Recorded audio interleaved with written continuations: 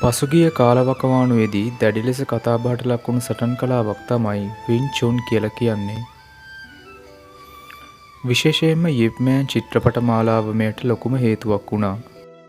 අද අපි කතා කරන්න යන්නේ වින් චුන් වල තිබෙන ටෙක්නික්ස් ගැන. බොහෝ දෙනා මේ සටන් කලාව ගැන තනාත්මක චින්තනයක් දරද්දී ඇතැම් පිරිස් වින් චුන් කියන්නේ කිසිම ප්‍රායෝගිකත්වයක් නැති සටන් කලාවක් කියලා අදහසක් දරනවා.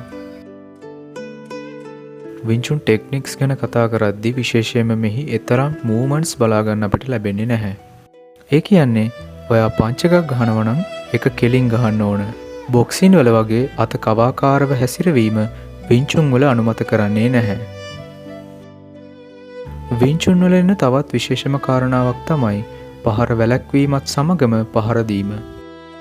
මෙතනදී සිද්ධ වෙන්නේ ප්‍රතිවාදියා පහර දීමත් සමග පහර දෙන අත සයිඩ් එකට ස්ලැප් කරලා එකම වෙලාවේ ඇටැක් කරන එක.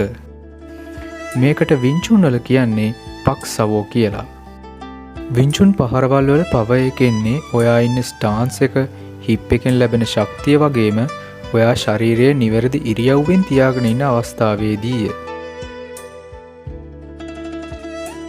ඊළඟට වින් චුන් වල තිබෙන ප්‍රධානම ටෙක්නික් එකක් තමයි යට්චි චුම් චෝයින හොත් ස්ට්‍රේට් පන්ච් එක. මේ හඳුන්වන්නේ වින් චුන් වල හදවත කියලා. මේ ටෙක්නික් එක ඒ තරමටම වැදගත්. මේ පහර එල්ල කරන්නේ ඔයාගේ උරහිස් පහත් කරලා ඔයාගේ අත මිට මොලවමින් කෙලින් ප්‍රතිවාදියාට පහර දීම තුලින්ය. මේ පහර අරමුණු කරන්නේ ප්‍රතිවාදියාගේ නහය, නිකට, පපුව වගේ ප්‍රදේශ.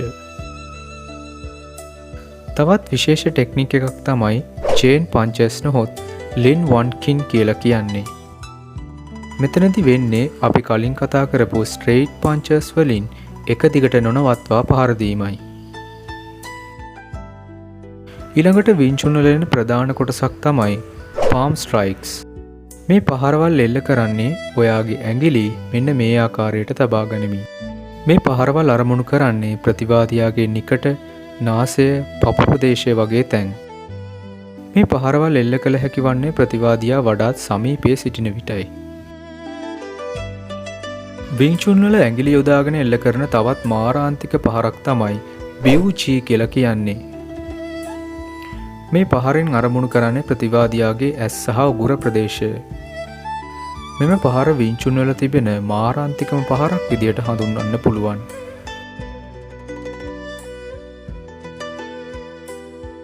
ඊළඟට අපි බලමු වින් චුන් වල එන ට්‍රැපින් ටෙක්නික්ස් ගැන. මොකද්ද මේ ට්‍රැප් කරනවා කියලා කියන්නේ? ට්‍රැප් කරනවා කියලා කියන්නේ ප්‍රතිවාදියාගේ දෑත් අල්ලා නවත්වාගෙන තමන්ට පහර දීමට ඉඩ සලස්වා ගන්න එකට. වින් චුන් වල ප්‍රධාන වශයෙන් ට්‍රැපින් ක්‍රම 5ක් පමණ තිබෙනවා. පළවෙනි එක තමයි අපි කලිනුත් කතා කරපු පක්සවෝ නොහොත් ප්‍රතිවාදියාගේ දෑත් ස්ලැප් කර පසෙකට තල්ලු කිරීම. දෙවෙනි එක තමයි ලැප් සවෝ. මෙතනදී සිද්ධ වෙන්නේ ප්‍රතිවාදියා පන්ච් එකක් කරනවත් සමගම එය ඔහුගේ වැලමිට ප්‍රදේශයෙන් නැවැත්වීම.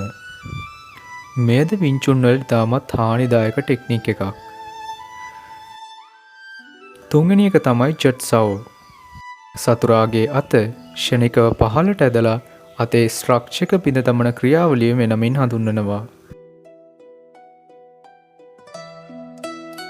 ඊළඟට වින් චුන් වල තිබෙන ෆුට්වර්ක් ගැන කතා කරනවා නම් පළවෙනිම දේ තමයි වින් චුන් වල ස්ටාන්ස් එක. මේකට වින් චුන් වල කියන්නේ යී චී කිම් යං මා කියලා. ඊළඟට කික්ස් ගැන කතා කරනවා නම් ප්‍රධාන වශයෙන් ෆ්‍රොන්ට් කික්, ලෝ කික්, ස්ටොප් කික් යන කික්ස් ප්‍රධාන වශයෙන් වින් චුන් වල භාවිතා වෙනවා. ඊළඟට අපි කතා කරමු වින් චුන් වල ප්‍රධාන කොටසක් වන වෙපන්ස් ගැන. මෙහි ඇතුළත් පළවෙනි ආයුධය තමයි බටර්ෆ්ලයි සෝඩ්ස් කියලා කියන්නේ. සිංහලෙන්ම කියනවා නම් මේක හොඳින් මුවහත් පිහි දෙකක්. ප්‍රතිවාදියාට මරු පහරවල් එල්ල කරන්න පුළුවන් ආයුධයක් තමයි බටර්ෆ්ලයි සෝඩ්ස් කියලා කියන්නේ. වින් චුන් වල තියෙන ඊළඟ වෙපන් එක තමයි ලෝන් පෝල් කියලා කියන්නේ. මේක යොදාගන්නේ ගොඩක් වෙලාවට ප්‍රතිවාදියාට දුර සිට පහර දීම සඳහා. ඉතින් ඔන්න ඔහොම තමයි වින් චුන් ආර්ට් එකේ ටෙක්නික්ස් වැඩ කරන්නේ. විශේෂයෙන්ම වින් චුන් වල අපිට දැක ගන්න පුළුවන් දෙයක් තමයි ග්‍රවුන්ඩ් ෆයිටින් වගේ දේවල් ඇතුළත් නොවන එක. ඒ වගේම තමයි විංචුන් වලින් නිතරම පහර දෙන්නේ ප්‍රතිවාදියා ළඟට ගොස් හැර දුර ඉඳන් නෙවෙයි. ඉතින් දැන් ඔයාලට විංචුන් ප්‍රායෝගිකද නැද්ද කියන එක ගැන අදහසක් ගන්න පුළුවන් ඇති කියලා මම හිතනවා. ඉතින් මේ වගේ සටන්කාමී වීඩියෝවක් තුලින් ඔබව නැවත හමු වෙනකන් ඔබට සුබ දවසක්.